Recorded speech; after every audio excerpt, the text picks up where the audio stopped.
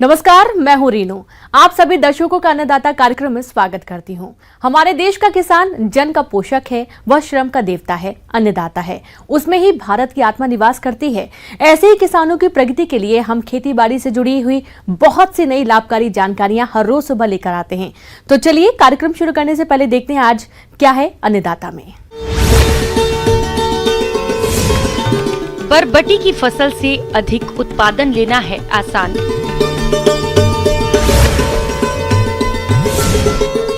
मधुमक्खियों की देखरेख और प्रबंधन पर जानकारी।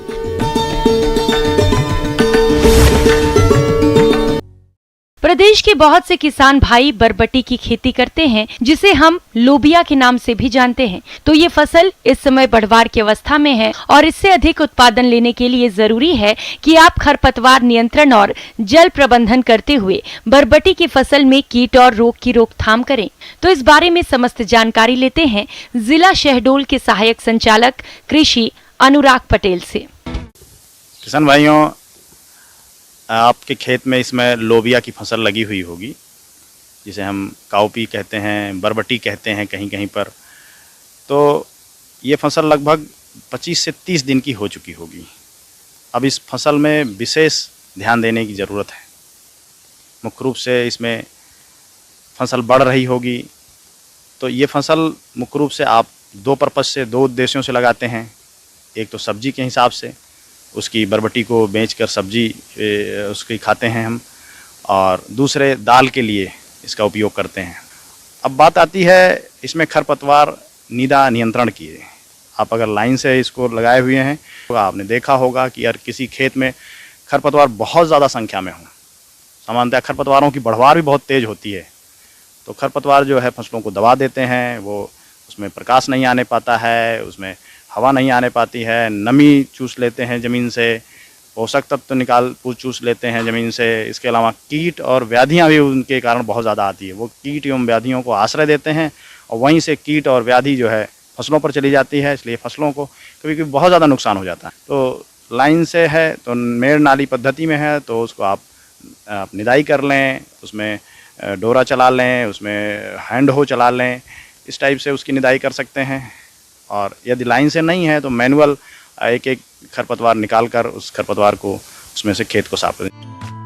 हमारे जिन किसान भाइयों ने बरबटी की खेती की है, उनकी फसल अभी बढ़वार की अवस्था पर है और इस फसल से आगे चलकर अच्छा उत्पादन मिले, इसके लिए अधिक बारिश के पानी से तो फसल को बचाना ही है। साथ ही साथ जिन क्षेत्रों में वर्षा का अंतराल अधिक हो गया है, वहाँ पर खेत में उचित नमी बनाए रखने की व्यवस्था करें।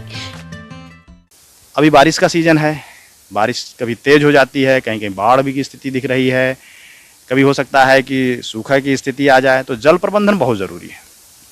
जल प्रबंधन से हमारा तात्पर्य है कि जल ज़्यादा भी नहीं होना चाहिए, कम भी नहीं होना चाहिए। नमी खेत में समुचित नमी बनी रहनी चाहिए। यदि ज़्यादा जल है तो उसको जल निकास की व्यवस्था की जानी चाहिए। नाली जो है, आप नाली को देख लें, नाली का मेड़ वगैरह खुला होना चाहिए ताकि पानी बरसे, पानी निकल जाए। यदि कहीं जल जमाव की स्थिति है तो उसको निकासी की व्यवस्था करनी चाहिए। इसके अलावा यदि सूखे की स्थिति निर्मित हो रही है, ज़्यादा लंबा पानी नहीं बरसा है, तो हल्की सिंचाई की व्यवस्था की जानी चाहिए। अगर आप सिंचाई कर देते हैं क्रांतिक अवस्थाओं पर, खासकर फलियां बनने की अवस्था पर, तो आपको अच्छी खासी फलियां मिल जाएंगी और इससे आपकी फसल भी बच जाएगी। किसान भाइयों, बरबटी की फसल में फली छेदक इल्ली का प्रकोप होता है। ये कीट पहले पत्तियों को खाकर नुकसान पहुंचाती है और उसके बाद फली आने पर ये कीट फलियों में छेद करके उनको खाता है, जिससे फलियों की गुणवत्ता खराब हो जाती है। तो आप इस कीट की शुरुआती अवस्था पर जैविक नियंत्रण के लिए नीम तेल की 5 मिलीलीटर मात्रा को प्रति लीटर पानी में घोलकर छिड़काव करें और प्रकोप आर्थिक क्षति स्तर पर अधिक हो तो क्यूनॉल फॉस दवा की 1 मिलीलीटर मात्रा का प्रति लीटर पानी के हिसाब से घोल बनाकर छिड़काव करने पर इस कीट का नियंत्रण आसानी से हो जाता है। इसके अलावा बरबटी की फसल में लगने वाले पीला मोजेक रोग का नियंत्रण कैसे करें, आइए जानते हैं। किसान भाइयों, बरबटी की खेती के लिए इसके बाद बात आती है फसल सुरक्षा की। बरबटी की खेत में आप देखेंगे कि पीले पत्ते हो जाते हैं, जिसको पीला मोज़ेक, पीला सिरा मोज़ेक बीमारी कहते हैं। ये एक विषाणु जनित रोग है। अगर आप लगातार खेत का निरीक्षण कर रहे हैं, कहीं भी पीला मोज़ेक टाइप के लक्षण दिख रहे हैं, सिराएं उसकी पीली हो रही हैं, तो उस पेड़ को जड़ से उखाड़ लेना चाहिए। जड़ से उखाड़ कर गड्ढा खोद के और ज़मीन में उसको गाड़ देना चाहिए। ये क्रिया हमें 7, 8, 10 दिन लगातार वॉच करना चाहिए, क्योंकि ये मोज़ेक किसी पेड़ में आ रहा होगा, किसी में अभी इसका इन्फेक्शन हुआ होगा। तो कुछ ही पौधे रहते हैं जिससे ये बीमारी पूरे खेत में फैल जाती है। तो जो पौधे ग्रसित हैं इस रोग से, उन पौधों को उखाड़ कर नष्ट कर देना एक इसका बहुत बड़ा उपचार है।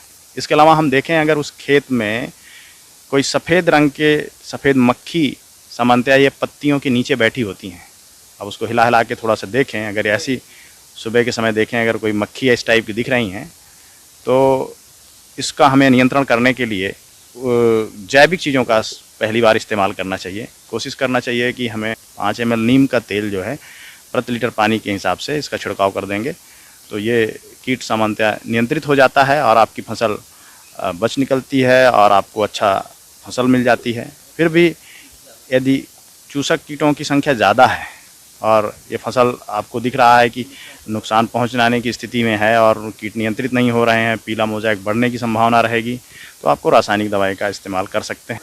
फली तुड़ाई करने के बाद इसमें दवा जो है थायमेथॉक्सान 0.5 ml प्रति लीटर के हिसाब से छिड़काव करने से इसका उपचार हो सकता है। इसके अलावा इमिडाक्लोप्रिड दवा जो है ये भी 0.5 ml प्रति लीटर। इसके अलावा इमामेक्टिन बेंजोएट का भी इस्तेमाल कर सकते हैं, लेकिन फलियों को तोड़ लेने के बाद ही, सारी फलियों को तोड़ लें, उसके बाद ही इसका इस्तेमाल करें, ताकि 5-7 दिन तुड़ाई का कोई अवसर ऐसा ना रहे कि हमको फसलें तोड़नी पड़ें या फलियां तोड़नी पड़ें। ब्रेक के बाद एक बार फिर से आप सभी दर्शकों का अन्नदाता में स्वागत है।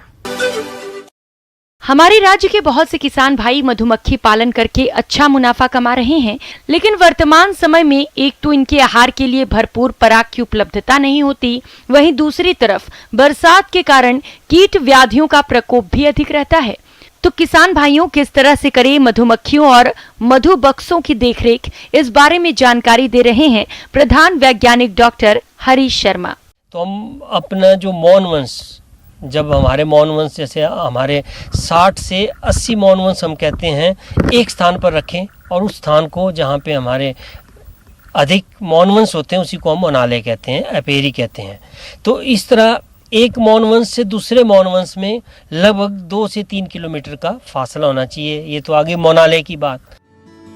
किसान भाइयों, इस व्यवसाय में एक बहुत ही महत्वपूर्ण प्रक्रिया होती है जिसे स्थानांतरण कहते हैं। इसमें फूलों की उपलब्धता के अनुसार मौन बॉक्सों की जगह बदलनी पड़ती है ताकि मधुमक्खियों से अधिक शहद का उत्पादन ले सके। आपको अपने उस क्षेत्र के जो मौन पुष्प हैं उनके बारे में जानकारी होनी चाहिए।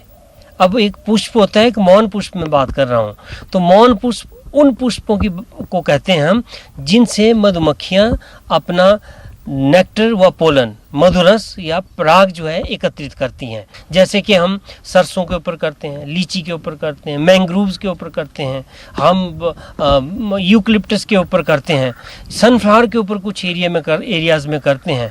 तो उन मौन पुष्पों की प्रचुर मात्रा होनी चाहिए। अगर उनकी मात्रा कम है तो आप जितना भी प्रबंधन कर लें आप शहद प्राप्त नहीं कर पाएंगे। तो इन चीज़ों का ध्यान तो रखना ही है। मौन पालन व्यवसाय में बॉक्सों की देखरेख ठीक से करना जरूरी है। अगर इस समय देखरेख में थोड़ी सी भी लापरवाही की तो व्यवसाय में घाटा हो सकता है। इसीलिए देखरेख में किन किन विशेष बातों का ध्यान रखना है, आइए जान लेते हैं। जो मौन गृह के अंदर आपकी चौखटें या फ्रेम हम कहते हैं, उनको हम हाइव टूल कहते हैं। उस हाइव टूल से उनको थोड़ा सा लूज करते हैं, और जब आप मधुमक्खियों की फ्रेम को चेक करने वाले हैं तो एक तो अपने आप को स्थिर रखें, और सबसे महत्वपूर्ण जो हमारा काम होता है निरीक्षण करते समय वो यह भी होता है कि क्या इसमें एक अच्छी रानी है या नहीं है। मौन वंश जितना सशक्त हो, लेकिन उसके आगे सशक्त तो तभी होगा जब हमारे उसमें एक अच्छी युवा रानी जो होगी वो उपलब्ध होगी। और साथ ही साथ रानी की कार्यकुशलता जो है वो हम देखते हैं अंडों से, ब्रूड से। तो जो ब्रूड है वो जिस भी फ्रेम पे आप देख रहे हैं वो स्कैटर्ड, बिखरा हुआ नहीं होना चाहिए। साथ ही साथ अगर अंडे दिख रहे हैं तो अंडे एक ही डायरेक्शन में और एक साथ सभी के सभी कोस्ट में होने चाहिए, अन्यथा जो रानी है वो बूढ़ी हो चली है, उस रानी को बदलने की आवश्यकता है। और हर एक फ्रेम को आराम से उठा करके ऊपर जब आप निकालेंगे तो उसमें आप देखेंगे कि उसमें पराग कितना है, उसमें शहद है तो शहद कितना है, अगर शिशु हैं तो क्या उसमें अंडे हैं, क्या उसमें शिशु हैं, और या बंद ब्रूड जिसको कहते हैं, हम किस अवस्था में हैं वो आपने देखना है।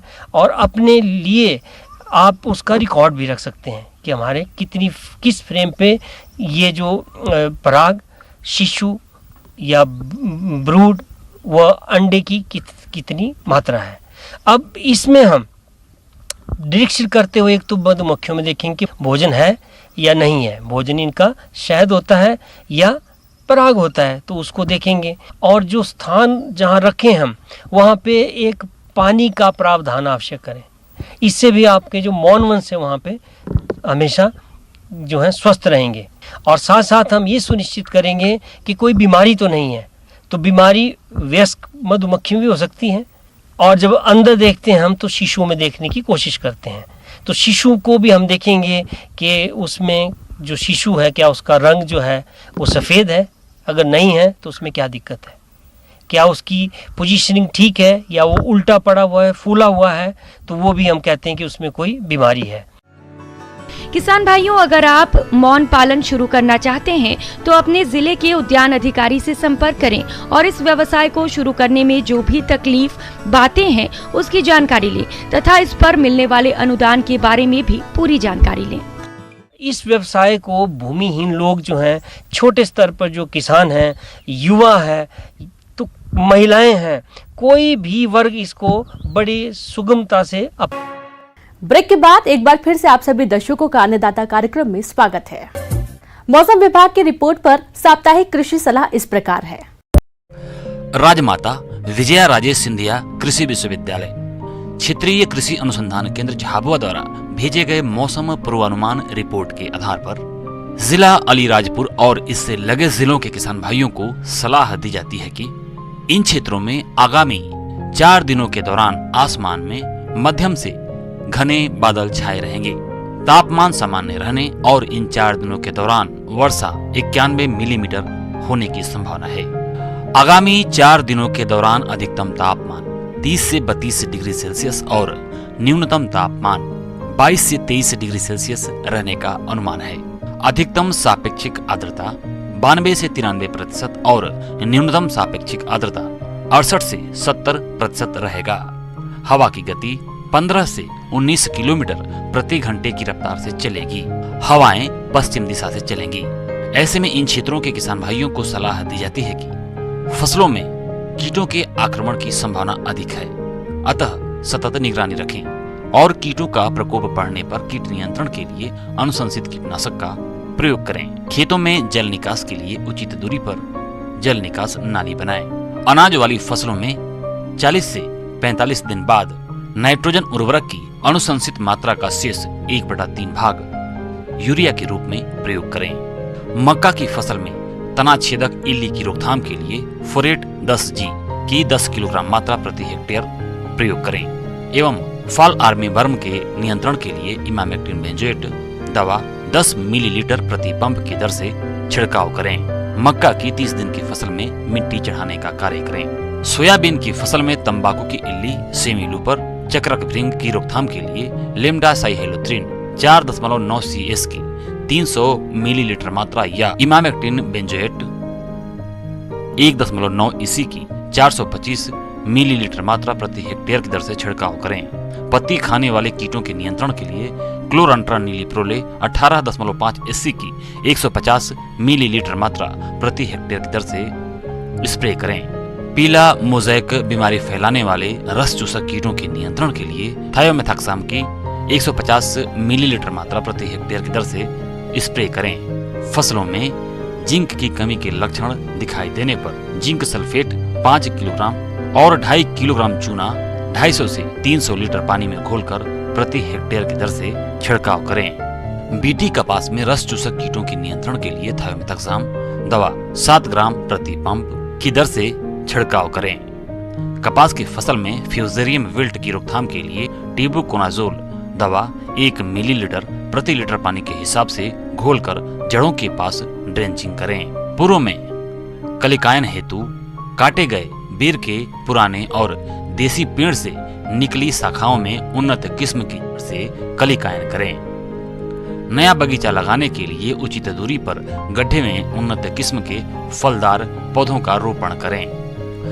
वर्षाकालीन सब्जियों जैसे टमाटर, गोभी, भिंडी, मिर्च, बैंगन, शिमला मिर्च आदि की बुआई और पौधरोपण मेड़ या नाली विधि से पूर्ण हुए अपने पशु आवास को स्वच्छ रखें और मच्छर मक्खियों को दूर भगाने का उपाय करें। वर्षाकालीन बोई गई हरे चारे के लिए मक्का ज्वार की फसल में जल निकास की नालियां बनाएं। 30 से 35 दिन की फसल में अनुशंसित नाइट्रोजन उर्वरक दें। दुधारू पशुओं को हरा चारा 25 किलोग्राम प्रति पशु प्रतिदिन और संतुलित आहार और मिनरल मिक्सचर 50 ग्राम प्रति पशु प्रतिदिन दें।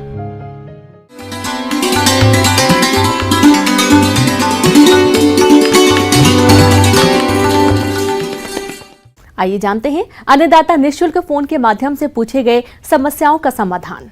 अन्नदाता निःशुल्क फोन संपर्क सेवा के माध्यम से पूछे गए प्रश्नों में से आज हमने जिस प्रश्न को कार्यक्रम में शामिल किया है उसे पूछा है ग्राम घोरी, जिला इंदौर के कृषक विनय ठाकुर ने। ये पशुओं के नवजात बछड़े बछड़ियों की देखरेख और प्रबंधन के बारे में संपूर्ण जानकारी चाहते हैं। तो विनय ठाकुर जी, आपकी जानकारी के लिए प्रस्तुत है कार्यक्रम का ये अंश।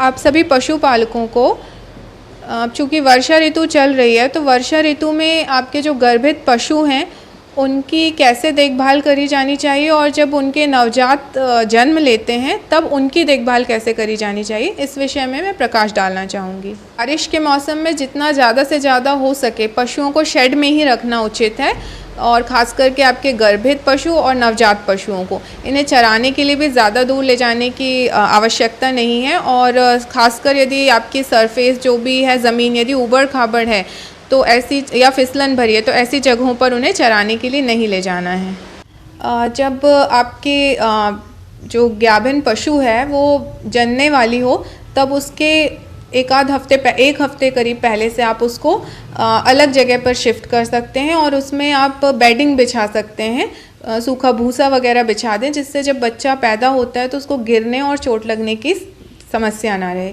दूसरा, उसको जब समय नज़दीक आ गया हो तो कोई ना कोई व्यक्ति उसे रहे वहाँ पर देखने के लिए कि जब उसका समय पार्चुरेशन का मतलब बच्चा जनने का आ गया है तो वहाँ पर कोई ना कोई व्यक्ति मौजूद रहे उसकी मदद के लिए। हमारे प्रदेश के अनेक किसान भाई दुधारू पशुओं का पालन करते हैं, लेकिन हम इनके नवजात बछड़े बछड़ियों की देखरेख पर कोई ध्यान नहीं देते, जिसकी वजह से उनकी मृत्यु दर बढ़ जाती है। इसलिए आप दुधारू पशुओं के ब्यांत के समय इन बताई जा रही सावधानियों पर विशेष ध्यान दें। अब जो नवजात शिशु, जब आपका नवजात बछिया या पड़ा पड़िया जो भी है जन्म ले रहा है, तब उसको जन्म के बाद उसकी नाक और जो भी नाक और मुंह पर झिल्लियां हैं उन्हें साफ़ करना होगा। और वैसे तो जो गाय या भैंस है वो उसको चाट कर उसको साफ़ कर देती है, मगर आपको उसको पूरा शरीर साफ़ करना है, देखना है अच्छी तरह से साफ़ हुआ है कि नहीं, उसके श्वसन तंत्र को मदद करेगा। और दूसरी चीज़, आप इसमें जो गर्भनाल होती है उसको काटना होता है, तो आप उसको 2 से 2.5 इंच छोड़ दें। उसके बाद उसको एक स्टेरलाइज्ड या नई ब्लेड लें या फिर स्टेरलाइज्ड कैंची हो, उससे आप उसको काटें और साथ में टिंचर आयोडीन में डिप कर दें और उसका उतना सिरा लास्ट का सिरा बांध दिया जाता है तो साफ धागे से, और उसको समय समय पर ड्रेसिंग करते रहें जब तक वो सूख कर झड़ ना जाए। और यदि आप ऐसा नहीं करते हैं तो बछड़ों में जॉइंट इल या नेवल इल होती है, उसका बहुत खतरा होता है और ये जानलेवा भी हो सकता है। अब नवजात शिशुओं की, यदि अपन नवजात बछड़ों की बात करें तो उनमें पहले तो जब जन्म होता है उस समय कोलेस्ट्रम निकलता है, जो दूध रहता है पहला दूध, उसमें इम्यूनोग्लोबुलिन की मात्रा बहुत ज़्यादा होती है, तो ये उसकी इम्यूनिटी के लिए बहुत ज़रूरी है। तो शुरू में तो आप उसको वो देंगे। पशुपालक भाइयों, जैसा कि आप सभी जानते हैं कि अभी बरसात का मौसम चल रहा है, तो आप इस वर्षा के प्रभाव से बछड़े बछड़ियों को बचाने के लिए इनके आवास और आहार प्रबंधन पर जरूर ध्यान दें, तभी आपको पशुपालन व्यवसाय से अच्छा लाभ मिलेगा। सबसे पहले इसमें मैं बताना चाहूँगी आपका पशुओं का आवास प्रबंधन कैसा होना चाहिए। बारिश के मौसम में फिसलने का और उससे चोट लगने का खतरा ज़्यादा होता है, इसलिए हमें आवास प्रबंधन में ये ध्यान रखना चाहिए कि आपका जो शेड है उसमें कहीं भी पानी की लीकेज की समस्या नहीं हो, अन्यथा वो पानी अंदर जमा होगा और उसी में जानवर का मलमूत्र जमा होगा, इससे फिसलने की कंडीशंस बनेंगी।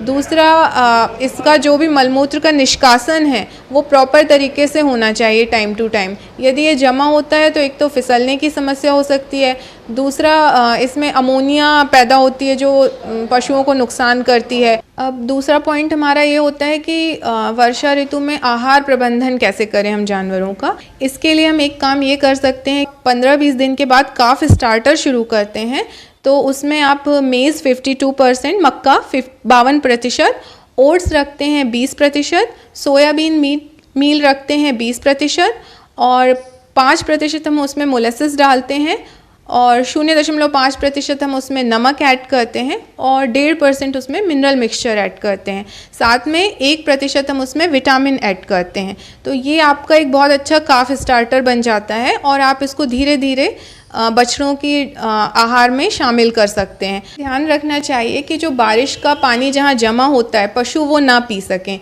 क्योंकि उसमें परजीवी संक्रमण के खतरे हो जाते हैं। और ये ध्यान रखें कि दिन भर उनको साफ पानी की उपलब्धता बनी रहे शेड में।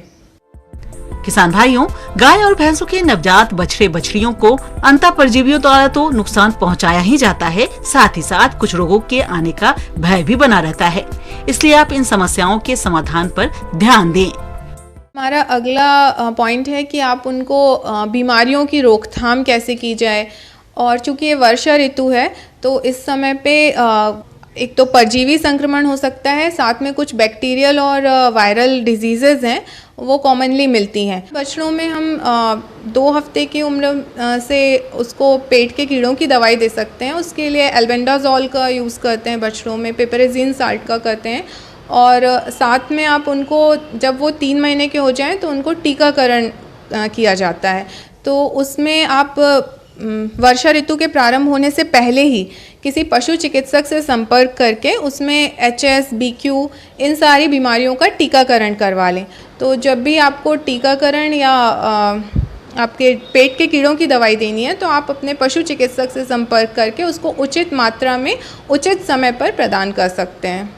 किसान भाइयों, कृषि संबंधित समस्या और सुझावों के लिए आप हमें इस पते पर संपर्क कर सकते हैं।